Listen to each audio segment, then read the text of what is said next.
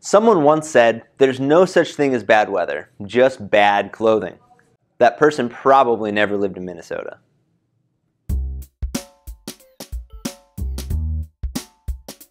When you're riding a bike in the summer, it's pretty easy to figure out what to wear. You got your shorts, you got your jersey, maybe you'll throw on a shell if it's rainy. When it starts heading from fall to winter or from winter to spring, we get all kinds of questions about what gear to wear so as to enjoy the 3 months on either side of summer. So first, let's talk about some basic guidelines for any weather. 1. Stay dry. You gotta do this 2 ways. 1, you gotta keep moisture out, like from rain, snow, or that spray that comes off the road. And 2, you gotta wick sweat away from your skin so you don't get clammy and cold from the inside out. 2, dress in layers. Start with a good, well-fitting pair of cycling shorts. After that, start with a good wicking base layer and then add layers for colder temps and wetter conditions.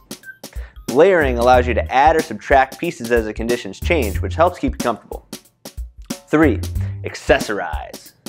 Eyewear keeps water and grit and cold air out of your eyes. Insulated shoe covers cover up the vents in your shoes so your feet stay warm and dry. And things like arm warmers, leg warmers, gloves, and headwear help keep your extremities from becoming problem areas during the ride. Here in the upper Midwest, anything in the 60s or above we'll consider summer riding. At this range, you can get away with pretty much whatever's comfortable, and you're not going to run into problems. There's also a large contingency of riders that bust out the studded tires and fat bikes when the thermometer drops below freezing. We love winter riding, but that's a whole other ball of wax. We'll get into dressing for winter riding in another video. So that leaves us with 3 main temperature ranges that you want to pay attention to when you're putting together your riding ensemble. These are solid guidelines, but every rider is a little different, so as they say, your mileage may vary. At 50 to 60 degrees, the first thing you want to add to your shorts and jersey is a set of knee or leg warmers.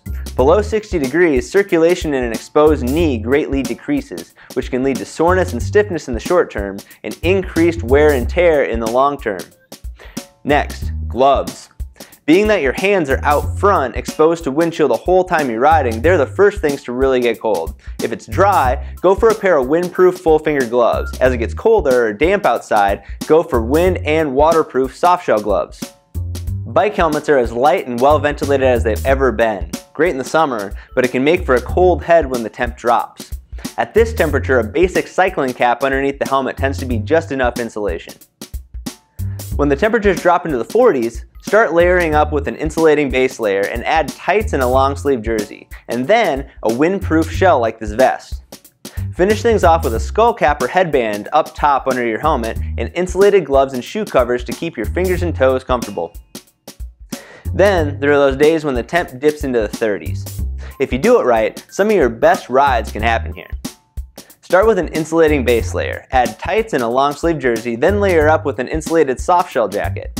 These jackets are one of the most useful pieces of spring and fall clothing you have in your arsenal. They're windproof, water resistant, and they have just enough insulation to push below freezing temps, and enough venting to be comfortable on a blustery day in the 40s. Next, up top, go for a balaclava for some wind chill protection on your face, and pair it up with your favorite cycling optics for eye protection. Go for a heavier sock, either a wool or synthetic winter sock, paired with insulated shoe covers. And finally, treat yourself to a nice warm pair of mittens or gloves. If you plan ahead and play your cards right, you can ride comfortably in just about any weather. Just remember to dress to stay dry inside and out, layer up, and don't forget to accessorize. We'll see you out on the road.